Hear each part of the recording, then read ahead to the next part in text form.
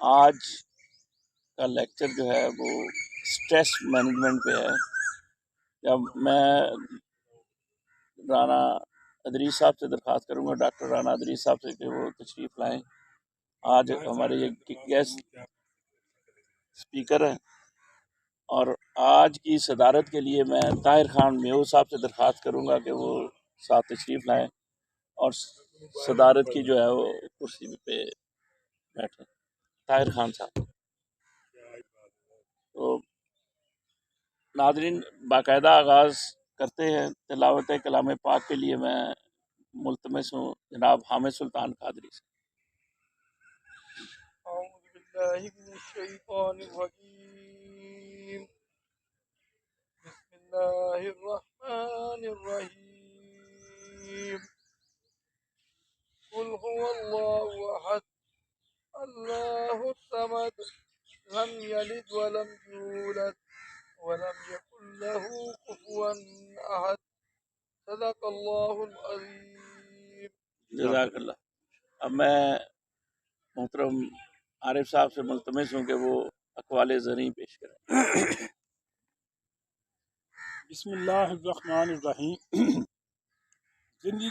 زندگی کا سب سے برا لمحہ وہ ہے جب کوئی اپنا آپ کو اتنا دکھ دے کہ آنکھیں بھر جائیں اور وہی پوچھے کیا ہوا ہے، اور آپ کو مسکرا کر کہنا پڑے کچھ۔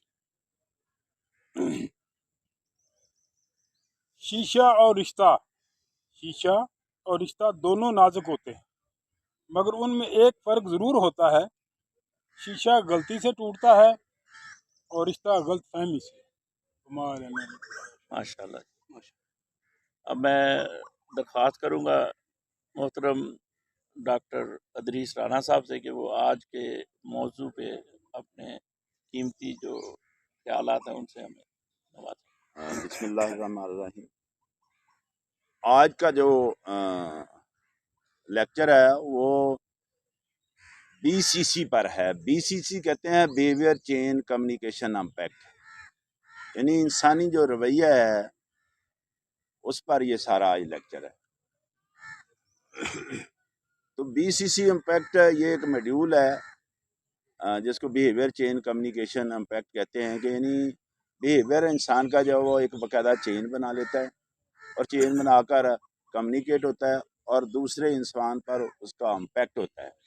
تو ظاہر ہے دوسرے انسان پر، یعنی کہنا میں چاہ رہا ہوں سادہ لفظوں میں کہ جو ہم بولتے ہیں اس کا امپیکٹ دوسرے انسان پر ہوتا ہے، تو ڈیفینیٹ اس کا ریفلیکشن بھی ہمارے اوپر آئے گا۔ اگر اس پر امپیکٹ جائے گا تو ریفلیکشن ہمارے اوپر آئے گا۔ یہ ہے آج کا ٹوٹل جو سبجیکٹ ہے۔ اس پر میں یہ کہنا چاہ رہا ہوں کہ انسانی رویہ کامنلی میرے پاس لوگوں کے کوشچن بھی آتے رہتے ہیں، سب سے بلکہ زیادہ سوالات جو ہے اس پر آ رہے ہیں کہ جناب کیا رویہ چینج ہوتا ہے؟ ڈیفینیٹ انسانی رویہ چینج ہوتا رہتا ہے۔ آپ غور کریں، فکر کریں کہ بچپن میں ہمارا رویہ کچھ اور تھا، سکول گوئنگ تھے تو اور تھا، کالج گوئنگ تھے اور تھا، اور یونیورسٹی اس میں کچھ رویہ ہمارا اور ہے، اور آگے چلے اگر ورکنگ پلیس پر یا جس فیلڈ میں ہم کام کر رہے ہیں وہاں رویہ کچھ اور ہوتا ہے۔ اس طرح رویے بدلتے رہتے ہیں، انسان کا رویہ بدلتا رہتا ہے۔ لیکن ایسا کبھی نہیں ہوا کہ آپ نے میٹھا کھایا ہی نہیں ہے اور میٹھے کا احساس ہو رہا ہو، ایسا کبھی نہیں ہوا کہ آپ نے باغ لگایا ہی نہیں ہے اور آپ باغ کے پھل کھا رہے ہوں، ایسا نہیں ہوتا۔ دیکھیں، انسان اگر میٹھا کھائے گا تو اس کو احساس ہوگا میٹھے کا، باغ لگائے گا تو ڈیفینیٹ اس کے پھل ہوں گے، ورنہ پھر جھاڑیاں ہی پیدا ہوں گی۔ اور جھاڑیاں کیا چیزیں ہیں، یہ معاشرے کے حوالے سے میں بات کر رہا ہوں، پھر ہم ظاہر ہے بدمزگی کا، انتشار کا اور شر کا شکار ہوں گے، اور انسان مارے پھرے گا۔ تو ہمیں اپنے رویے پر غور کرنا چاہیے۔ رویہ بدلتا رہتا ہے، دھیرے دھیرے، آہستہ آہستہ، سلو موشن میں ٹائم فیکٹر انوالو ہوتا ہے۔ اسی طرح جس طرح انسانوں کا رویہ دھیرے دھیرے بدلتا ہے، آہستہ آہستہ بدلتا ہے، स्लो मोशन में बदलता है, इसी तरह कौमों का रवैया भी बदलता है। लेकिन टाइम फैक्टर इसमें इन्वॉल्व है, टाइम बार्ड ये चीज़ें हैं। आपके सामने एक बहुत बड़ी मिसाल है कि रवैया देखें किस तरह बदलता है। 1849 में अंग्रेज़ ने कब्ज़ा किया बरे सगीर पर, तो सबसे पहले उन्होंने हमारे रवैये पर काम किया, हमारी ज़बान पर काम किया, ये दोनों चीज़ों पर सबसे पहले काम किया। इससे पहले शुरू में जब कब्ज़ा कर रहे थे उनको पूरी तरह एहसास हो गया कि कन्फ्रंटेशन में जाएंगे तो ये बंदे उनका सामना नहीं कर पा रहे थे। लड़ाई में ये कहना चाह रहा हूँ कि वो हमारा सामना नहीं कर पा रहे थे, तो उन्होंने फौरी तौर पर किस पर काम किया?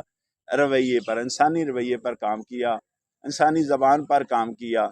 इसके लिए उन्होंने बाकायदा मॉड्यूल बनाए और एक प्रोफेसर थे लिटनर, उसको बरतानिया से मंगवाया और उसको बाकायदा टास्क दिया गया कि जनाब इस कौम की ज़बान और इस कौम का रवैया बदलना है। तो आप कैसे कर सकते हैं? जो टास्क दिया गया उसने कहा जी मैं 50 साल लूँगा इस कौम का रवैया बदलने के लिए, और 30 साल में उसने हमारा रवैया बदल के 30 साल टोटल लगे उसको रवैया बदलने में। रवैया बदलने में उस बंदे का गवर्नमेंट ने बाकायदा साथ दिया। किस तरह कि जो जो उसने डायरेक्शन दी, जो जो उसने उनको कहा, एडवाइस किया, बिल्कुल गवर्नमेंट ने उस पर इम्प्लीमेंट किया। उसने एक पैरामीटर ये दिया कि जो इंसान असला जमा कराएगा उसको एक आना, और जो पढ़ने वाला कायदा जमा कराएगा उसको 2 आने। तो इस तरह सोचें ज़रा, हमारी 2 चीज़ें उन्होंने वापस ली, एक असला ताकि हम लड़ ना सकें, और दूसरी क्या चीज़ वापस ली? कायदा, यानी ज़बान, यानी कल्चर और रवैया, क्योंकि उसमें ये चीज़ मौजूद थी। ये चीज़ें उन्होंने वापस ली और अपनी तरफ से उन्होंने क्या दिया? अपनी तरफ से उन्होंने इसकी जगह अंग्रेज़ी, उर्दू राइज की। अब देखें, सोचें ज़रा कि उनका वो फ़लसफ़ा जो डिवाइड एंड रूल का है वो बिल्कुल ज़बरदस्त कामयाब हो गया। क्या किया? कौम को फौरी तौर पर सोचें 3 हिस्सों में तकसीम कर दिया। पहला हिस्सा अंग्रेज़ी, जो सबसे बेहतर लोग हैं वो अंग्रेज़ी पढ़ेंगे, जो दूसरे नंबर पर वो उर्दू पढ़ेंगे, और तीसरे नंबर पर सबको सबसे माठे लोग जो ना वो करार पाए जो मुकामी ज़बान बोलते थे। इस तरह 3 हिस्सों में कौम को तकसीम किया। इसी तरह आगे चलें, अगर अपने ही उस डिवाइडर रूल के फ़लसफ़े को कामयाब करने के लिए उन्होंने हमारे अंदर जो मुकबर और टाउट पैदा किए, और मुकबर और टाउट जो हमारे अंदर पैदा किए, उनको इतनी इज्जत बख्शी टाउट और मुकबर को कि उनके लिए बाकायदा एक ऑनरेरी ओहदा जो ना नॉमिनेट कर दिया गया। उस ओहदे का नाम है कुर्सी नशीन, कि बाकायदा कुर्सी नशीन का नोटिफिकेशन होता था, और जनाब उसमें सरकार को ये हुक्म था कि ये बंदा टाउट और मुकबर आए और इसकी इतनी रिस्पेक्ट करनी है कि इसको कुर्सी पेश करनी है दफ्तर में, क्योंकि अंग्रेज़ के दफ्तर में कतई तौर पर दूसरे लोगों को कुर्सी नहीं पेश की जाती थी, बल्कि खड़े होकर बात करनी होती थी। तो उस टाउट और मुकबर को उन्होंने कुर्सी पेश की, उसका नाम ही कुर्सी नशीन रखा, बाकायदा उसका नोटिफिकेशन किया और सरकार को हुक्म दिया कि जनाब इन लोगों की बात मानी जाए। उससे क्या नतीजा निकलता है? वहाँ भी डिवाइड एंड रूल है कि कुछ लोग तो ज़ाहिर है उस टाउट और मुकबर के साथ लग जाएंगे ना, उसका साथ देंगे, इस बिना पर साथ देंगे। क्यों साथ देंगे? इस बिना पर भाई सरकार बाबा इसकी मानती है, सरकार तो उसकी इतनी इज्जत करती है, उसको कुर्सी पेश करती है, लिहाजा सरकार उसकी मानती है। कुछ लोग उसके साथ लग गए और कुछ लोग माशाल्लाह जो नहीं मानते थे वो उससे नफरत करने शुरू कर दी उन्होंने। तो इस तरह कौम को डिवाइड करना उनका सब्जेक्ट मैटर था, नथिंग मोर दैन डैट। तो देखें, उन्होंने हमारा रवैया बदला, और हमारा रवैया किसने बदला? अंग्रेज़ ने। ये दोनों चीज़ें चेक करें। अगर लैंग्वेज की, रवैये की बात करें तो देखें आज भी हम जो ना इंग्लिश सीखने के जगह जगह बोर्ड लगे हुए हैं, इंग्लिश सीखें, आज भी उस चक्कर में हमें लगाया हुआ है। और दूसरा, कुछ उर्दू स्पीकिंग है, उर्दू बोलें जी। और तीसरा, वो लोग जो सबसे माठे हैं وہ مقامی زبان بولتے ہیں، کوئی پنجابی بولتا ہے، کوئی پشتو بولتا ہے، کوئی سندھی بولتا ہے، کوئی بلوچی بولتا ہے۔ یعنی اس چکر میں آج بھی دیکھیں وہی رویہ اسی طرح ان کا دیا ہوا انعام ہے جو اس پر ہم چل رہے ہیں۔ ایک چیز کو دیکھیں یہ چیز ہوگی، اور دوسرا ٹاؤٹ اور مقبر کے تحت نظام جو سسٹم چلا رہے ہیں وہ سسٹم بھی اسی طرح چل رہا ہے۔ ہم کیا کر رہے ہیں؟ ہم یہ کر رہے ہیں تنقید کر رہے ہیں، صرف باتیں کر رہے ہیں اور اپنا ٹائم اور اپنی توانائی ضائع کر رہے ہیں۔ ہم اس کے علاوہ کچھ بھی نہیں کر پا رہے۔ کوئی کہتا ہے فلاں، کوئی کہتا ہے جی فوج غلط ہے، کوئی کہتا ہے جی بیوروکریسی غلط ہے، کوئی کہتا ہے جناب حکمران یا سیاستدان غلط ہیں، اور کوئی بھی ان میں سے غلط نہیں ہے۔ یہ سب صحیح ہیں۔ کیوں؟ سسٹم کو تو کسی نے ہاتھ تک نہیں لگایا، وہ تو ٹس سے مس نہیں کیا کسی نے، اس کو تو چھیڑا ہی نہیں ہے۔ بالکل انہی پیرامیٹر پر اسی طرح سسٹم چل رہا ہے ٹاؤٹ اور مقبر۔ صرف اتنا فرق پڑا ہے کہ وہ گورے انگریز جو نا وہ چلے گئے اور کالے انگریزوں کو وہ نظام وہ سسٹم دے کر گئے ہیں۔ کالے انگریز بالکل اسی پیٹرن پر ورکنگ کر رہے ہیں اور ہمارے اندر ٹاؤٹ اور مقبر پیدا کرتے ہیں، ان کے ذریعے سارا نظام چلا رہے ہیں۔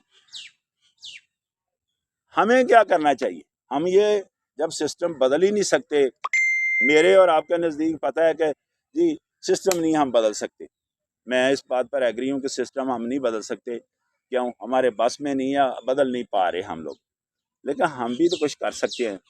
ہم یہ فضول باتیں جو کر رہے ہیں، لا حاصل باتیں کر رہے ہیں، ان کے بارے میں تنقید کر کے، ان کے بارے میں جو جگہ جگہ ہم بیٹھ کر کہتے ہیں کہ فلاں برا فلاں برا فلاں برا، اس میں ٹائم ہمارا ضائع ہوتا ہے اور اس میں ہماری توانائی ضائع ہوتی ہے۔ Nothing more then that. اس کے علاوہ کچھ بھی نہیں کر پا رہے۔ ہم بھی کچھ کر سکتے ہیں۔ ہم کیا کر سکتے ہیں؟ دیکھیں ہم سسٹم تو نہیں بدل سکتے، لیکن ہم کیا کر سکتے ہیں جو ہمیں کرنا چاہیے؟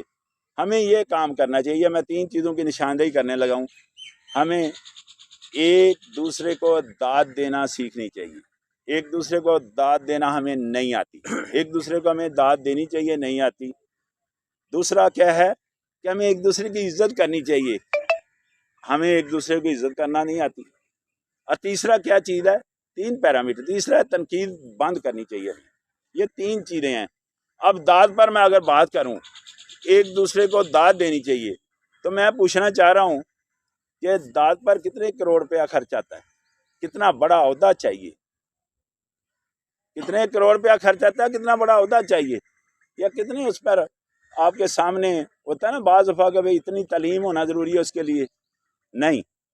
3 چیزیں میں نے نشاندہی کی ہے، نہ بڑا عہدہ چاہیے، نہ تعلیم بڑی چاہیے، اور نہ پیسے چاہیے۔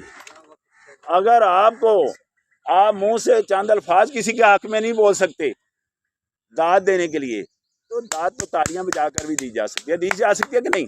اتنا مشکل کام ہے، لیکن ہم گرافیکلی اتنے گر گئے ہیں کہ ہم کسی کو چند الفاظ بھی اس کے حق میں نہیں بولنا چاہتے، اس کو داد نہیں دینا چاہتے، نہ ہمارا ذہن قبول کرتا نہ جسم۔ ہم بالکل حالانکہ داد دینے سے وہ انسان بوسٹ اپ ہوتا ہے اور ہمارے اندر بھی ایک فائدہ آتا ہے، ہمیں بھی ایک فائدہ پہنچتا ہے۔ وہ کیا ہے؟ جب کسی کو داد دیں گے تو آپ کسی کو بہتر سمجھیں گے تو داد دیں گے نا، تو ظاہر ہمارے اندر جو ایگو ہے، سٹینڈ کاری، جو ہمارے اندر اناپ پرستی ہے، جس کی ہم پرورش بھی کرتے ہیں اور پیروی بھی کرتے ہیں، یہ ذرا ٹھنڈی مٹھی پڑ جائے گی۔ اناپ پرستی ٹھنڈی مٹھی پڑ جائے گی، تھوڑی سی سلو ہو جائے گی اناپ پرستی۔ بلکہ بعض دفعہ تو بہت زیادہ اگر آدمی اس پر بوسٹ اپ ہو، بہت زیادہ کام کرے داد دینے والا، تو اس کی اناپ پرستی دفن ہو جاتی ہے۔ تو اناپ پرستی اپنی کو دفن کرنے کے لیے، اس کو ٹھنڈا مٹھا کرنے کے لیے کم سے کم اس بنا پر ہی کسی کو داد دے دیا کریں۔ ہم داد نہیں دینا چاہتے۔ دوسرا میں نے بولا ہے ایک دوسرے کی عزت کرنا، میں ایک دوسرے کی عزت کہہ رہا ہوں، ایک دوسرے کی لیس کنسرن ہے کہ کون کس عہدے پر کام کر رہا ہے، کون کتنا بڑا ہے، کون کتنا چھوٹا ہے، اس کا تو کوئی تعلق ہی نہیں میری بات سے۔ میں یہ کہنا چاہ رہا ہوں کہ ہم ایک دوسرے کی عزت دینا سیکھیں گے تو ظاہر ہے سب سے پہلا ماحول بہتر ہوگا، بچے بھی ہم سے سیکھیں گے، لیکن ایک دوسرے کی عزت کرنا ہم نے کبھی نہیں سیکھی۔ بالکل اس کو بھی ہم انسلٹ کے زمرے میں لے رہے ہیں کہ جناب میں کیوں اس کی عزت کروں، میں کیوں اس کا خیال کروں، یہ اس لیول پر ہم اور تیسرا میں یہ کہنا چاہ رہا ہوں کہ جناب تنقید کرنا مکمل بند کر دیں۔ تنقید